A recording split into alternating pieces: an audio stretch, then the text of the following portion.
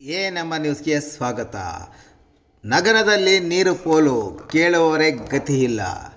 ಇತ್ತೀಚೆಗೆ ಮಳೆಯಿಂದ ನಗರಸಭೆಯ ಕೊಳವೆ ಬಾವಿಗಳಲ್ಲಿ ನೀರು ಸಿಗುತ್ತಿರುವುದು ಸಂತಸ ವಿಚಾರವಾದರೆ, ಅದೇ ನೀರು ಸರಬರಾಜು ಮಾಡುವ ಜಾಗದಲ್ಲಿ ಮತ್ತಿತರ ಸಂಪರ್ಕ ಕಲ್ಪಿಸಿರುವ ಜಾಗದಲ್ಲಿ ಕುಡಿಯುವ ನೀರು ವಾರಗಟ್ಟಲೆ ಸೋರಿಕೆಯಾಗುತ್ತಿದ್ದರೂ ಅದರತ್ತ ಗಮನ ಹರಿಸುವವರೇ ಇಲ್ಲದಂತಾಗಿದೆ.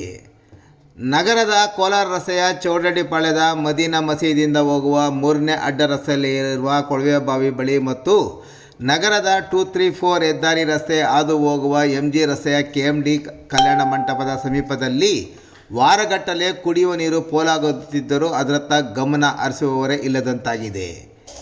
ಇನ್ನು ನಗರದ ಅತಿ ಹೆಚ್ಚು ವಾಹನ ದಟ್ಟಣೆ, ಜನದಟ್ಟಣೆಯ ರಸ್ತೆಯಾದ ಚೇಳೂರು ರಸ್ತೆಯ ನಗರಸಭೆಯ ನೀರು ಸರಬರಾಜು ಮಾಡುವ ಪಂಪ್ ಹೌಸ್ ಮುಂಭಾಗದಲ್ಲಿ ರಸ್ತೆಯಲ್ಲಿ ಕಳೆದ 1.5 ತಿಂಗಳಿನಿಂದ ಕುಡಿಯುವ ನೀರು ಪೋಲಾಗುತ್ತಿದ್ದರೂ ಅದರತ್ತ ಗಮನ ಹರಿಸುವವರೇ ಇಲ್ಲದಂತಾಗಿದೆ ಎಂಬುದು ಸಾರ್ವಜನಿಕರ ಆರೋಪ.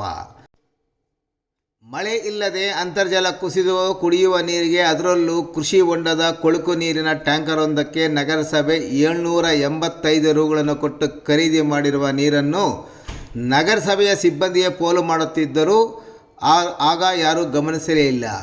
ಇದೀಗ ಮಳೆ ಜಾಸ್ತಿಯಾಗಿ ಯಥೇಚ್ಛವಾಗಿ ನೀರು ಸಿಕ್ಕಿದ ನಂತರ ಮತ್ತಷ್ಟು ನೀರು ಪೋಲು ಮಾಡುತ್ತಿದ್ದು, ಸಂಬಂಧಪಟ್ಟ ನಗರಸಭೆ ಅಧಿಕಾರಿಗಳು, ಚುನಾಯಿತ ಪ್ರತಿನಿಧಿಗಳು ಗಮನ ಹರಿಸುವಂತೆ KRS ಪಕ್ಷದ ತಾಲೂಕು ಅಧ್ಯಕ್ಷ ಅಬ್ದುಲ್ ಕಯೀಂ ಆಗ್ರಹಿಸಿದ್ದು, ಇದೇ ರೀತಿ ನಿರ್ಲಕ್ಷ್ಯ ಮಾಡಿದರೆ ನಗರಸಭೆ ಮುಂದೆ ಪ್ರತಿಭಟನೆ ನಡೆಸುವುದಾಗಿ ಸಹ ಅವರು ಎಚ್ಚರಿಸಿದ್ದಾರೆ.